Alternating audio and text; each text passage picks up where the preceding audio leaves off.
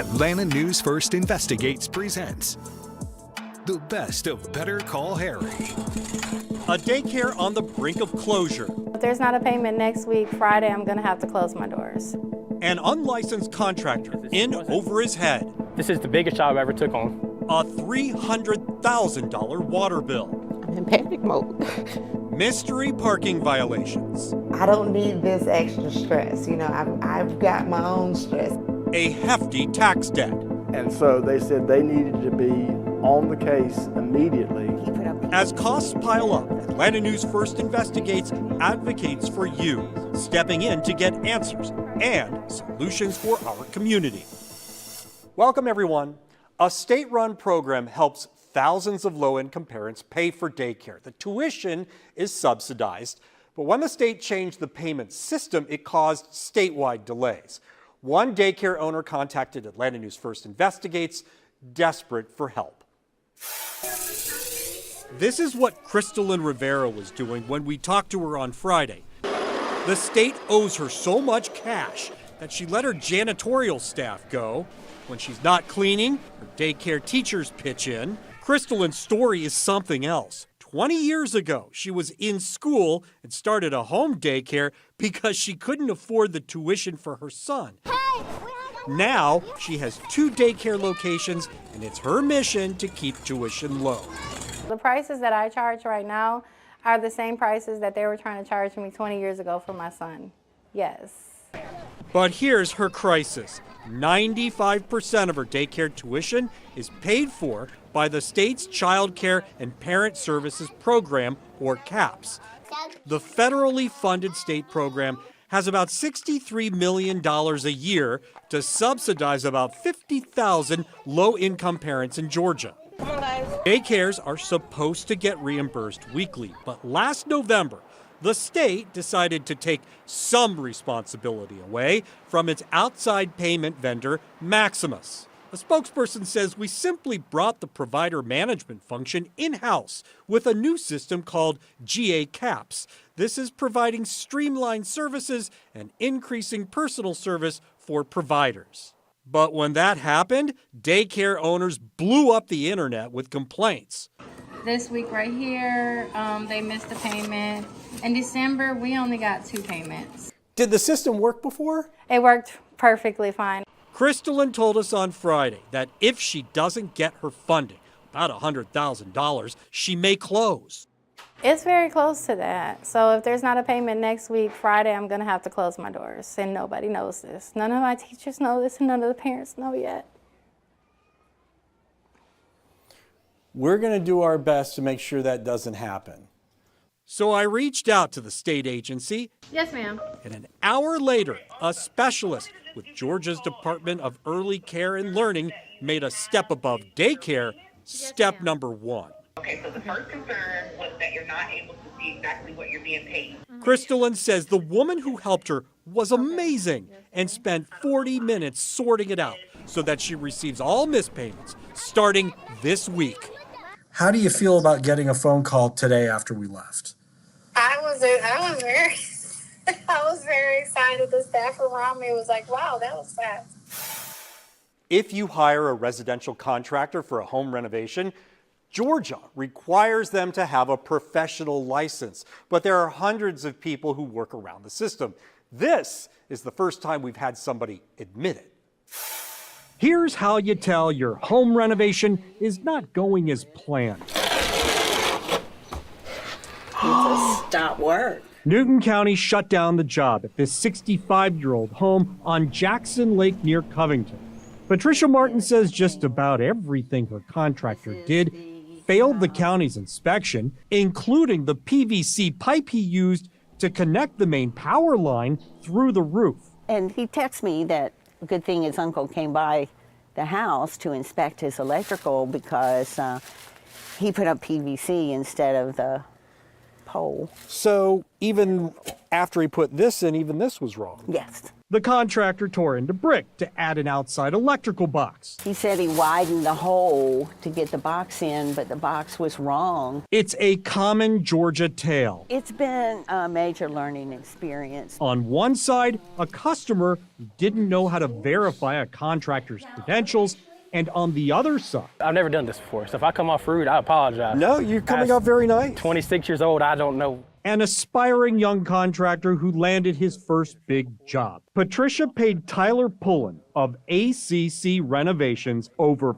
$50,000 to do the work. It was clear from our interview that he got in over his head. You did some plumbing, right? We ran a main line and put a shutoff valve. All right, so you did electrical work, right? We put in an empty panel box, yes, sir. Okay, you did kitchen work. Yes, sir. You did flooring. Yes. It sounds to me like you're doing work as a general contractor. Yes, sir. Are you a licensed general contractor? No, sir. In Georgia, you must be licensed to do this kind of work, but there's little oversight. Pullen says he never claimed to be a licensed contractor or an electrician, but Patricia says he did. He told me he had a crew. He told me he was licensed. Even his signs said that he was licensed. It's supposed to have shelves in it, but you can see there's no shelves. Licensed residential contractors are required to pull permits, but Pullen didn't because he couldn't. It was a major mistake on my end because this is the biggest job I ever took on. And it was all the money Patricia had. It's been a major learning experience, but I was super depressed. Here's the other common tale. Licensed or not, this is now a civil matter. Pullen did do a lot of work, but Patricia says she had to hire licensed electricians to correct it all.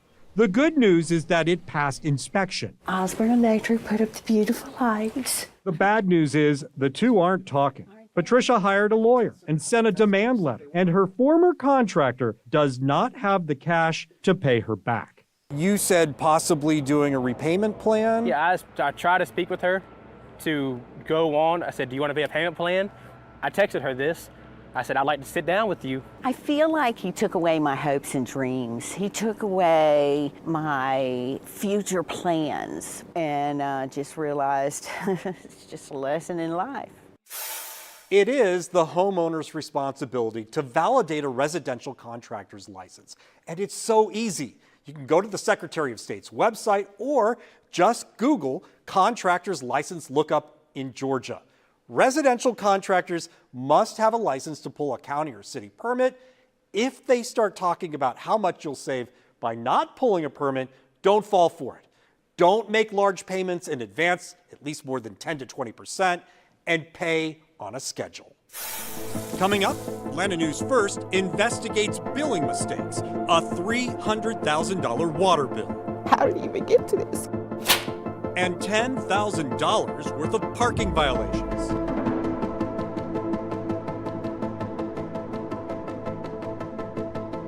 A water leak large enough to fill a swimming pool every day for more than a year.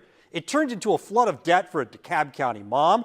Her water bill skyrocketed to $340,000. Wash your hands. Alexis Jones, Both sides, yes. kids, and her sister Erica haven't had water since November. DeKalb County shut it off because of a water bill the size of Texas, $344,000. On the upside, the family is learning a lot about water conservation. They use bottled water to do the dishes, to brush their teeth, and to use the bathroom. They go to a friend's house to do laundry and bathe. How are you doing? A little bit embarrassed to try not to cry on camera, but a little bit I'm not doing too good. The stress of a $344,000 bill is overwhelming. Alexis rents. She has landlords, but the bill is in her name. I'm in panic mode. $20,000 to $30,000 a month, going all the way back to January 28th, 2020. And DeKalb Watershed knew about it. They left a note on her door indicating a possible leak. think? First off, I don't have this money, and then second off, like, how did it even get to this? Because again, I'm using my water as normal. Alexis should have reported the leak to the property owners immediately, but she made the mistake of waiting over a month, and by that time, the COVID-19 pandemic took off. I was working 2 jobs at the time. I had 2 small kids. 100,000, 200,000. Alexis made several maintenance requests to check for a leak, but no one found it.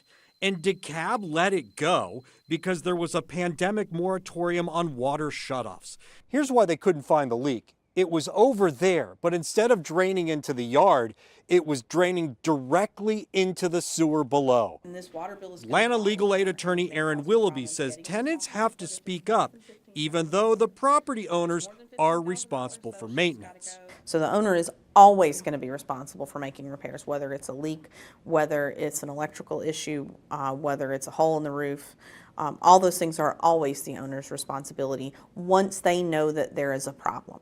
That's good. Let that ride right there. 2.5 years later, here it is, the leak that caused this mess. When new owners bought the property, they sent their crew to fix it.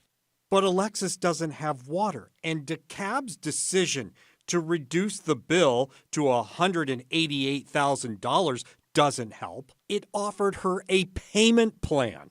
For what, life? Because there are so many factors involved, Atlanta News First Investigates asked DeKalb County to restore water, and it did. The county agreed to put the bill in dispute until this case is resolved. It's a big release, a big sigh of just pressure being taken off of my shoulders, just being able to have more for my kids. You may want to turn it off. You're running up the bill. Right. I agree. For months, a parking enforcement company's attempt to collect kept Elfrida Parks up at night. The company sent her hundreds of violations for parking in a private parking deck. But how is that possible when she lives in Metro Atlanta and the parking deck is in Miami? Atlanta News First Investigates got her case resolved. This is crazy. Elfrida Parks can't explain it. She sits before a mountain of debt, piles of $87 violations, stating she didn't pay to park on private property. I don't need this extra stress. You know, I've got my own stress. Elfrida is a single mom who works in Atlanta, but the violations are coming from a private parking deck in downtown Miami. The deck uses surveillance and a parking enforcement company to bill people who don't pay. Every violation shows a red Chevy Equinox with a Florida tag. I even would email and say, boot the car. Then the real owner will show up. Hang on, zoom into the car's bumper. That is a sticker from a Chevy dealership in Conyers. That's Elfrida's old car. $87. Oh, I forgot this. Don't laugh. This is not funny. Come on. She bought the car new. However, she traded it in 2 years ago. The enforcement company, Parking Revenue Recovery Services out of Denver, erroneously traced the car back to Elfrida instead of the car's current registered owner. We know this because the Florida's Department of Highway Safety and Motor Vehicles told us so. It appears the parking company software may be outdated since this vehicle has not been in Miss Park's possession since 2022. That's the thing. I've even tried calling the mayor of Miami. She received the first violation in September, so she complained to the Better Business Bureau and it stopped, but then it started up big time. Packets loaded with $87 violations. Do you have any idea how many of these you have? No. The alleged Miami parking deck violator ran up the tab. It felt like we counted for days. Can you hold on a second? Can I use your bathroom? Yeah, just follow the trail. Elfrida knows what she'd like to do with the citations. We counted 292. 292 times $87 equals... Just take a wild guess, or did you already see?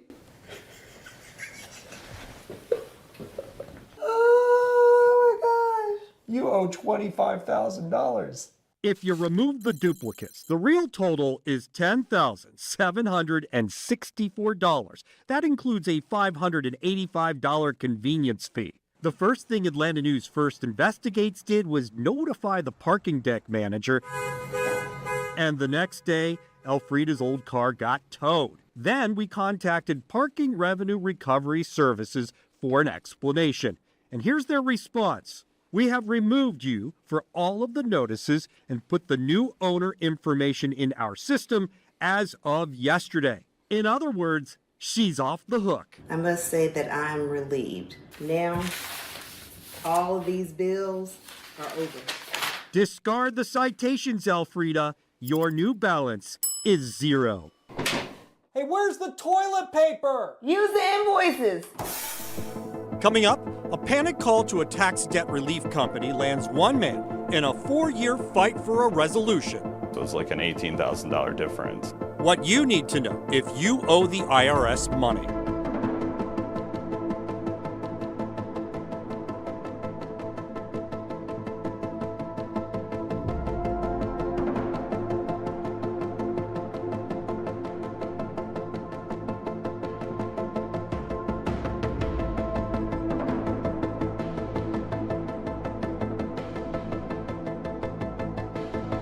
If you owe the IRS a lot of money, a tax relief company may be tempting, but are you really getting what you pay for?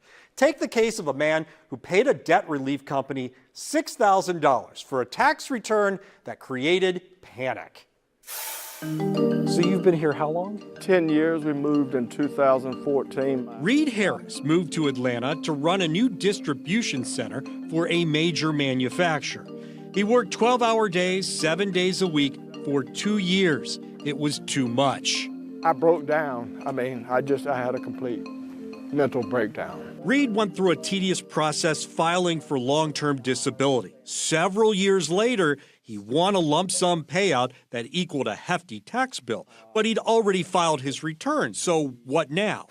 I was paralyzed with fear. The team at Optima Tax Relief settled my IRS tax bill. In May 2020, Reed saw an Optima Tax Relief commercial. It was early in the pandemic, and getting remote help seemed like a good option. But from the beginning, he says he felt a sense of urgency. And so they said they needed to be on the case immediately. Optima Tax Relief. Optima wanted $6,000 to do an amended return and set up a payment plan with the IRS. Optima says it spent 7 months working on a serious, complex delinquent tax issue. So we handed over the paperwork to a tax resolution attorney for his assessment. As someone that likes to get the right outcome and help people for a living, this really bothers me. Jason Wiggum specializes in tax disability claims. Wiggum reviewed Reed's case and said Optima overlooked a major deduction that would have saved Reed thousands of dollars. Their return had him owing almost $42,000 when he should have owed a little over $23,000, so it's like an $18,000 difference. What was the resolution? What did Optima actually do for $6,000? At the end of the day, nothing according to the IRS. Optima says despite an uphill battle, we were able to achieve great results. But Reed got a letter from the IRS stating it couldn't find his amended return. It assessed an $8,000 penalty plus a few thousand for interest. Optima says there were no errors and immediately got to work to take care of the issue. And it provided Reed with an $800 good faith refund. $5,200. What would a tax attorney charge in this case? It's difficult for me to give you an exact amount because I would have billed by the hour, but ballpark $2,500, and we would have gotten the number right.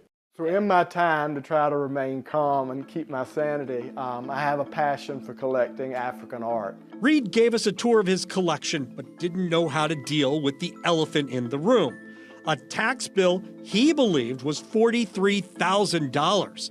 We let the attorney give him the good news. They failed to make an election that, if made, would save you $18,386 in taxes. Oh my God. Yeah, the savings will be higher than that because of the penalties and interest too. But yeah, it's it's about half of. Thank you. You're welcome. I don't know how to thank you enough. Optima Tax Relief doubled down, saying it made no errors and says it provided excellent service to its customer. To read the full statement, go to atlantanewsfirst.com. Here's the takeaway. If you owe the IRS, you do have to pay, but our tax attorney says don't panic. The IRS offers payment plans, and you do have time to get your bill resolved. If it's complicated, hire a CPA or a tax attorney. You can find more of my consumer investigations on atlantanewsfirst.com. Thanks for watching Atlanta News First Investigates. I'm Better Call Harry.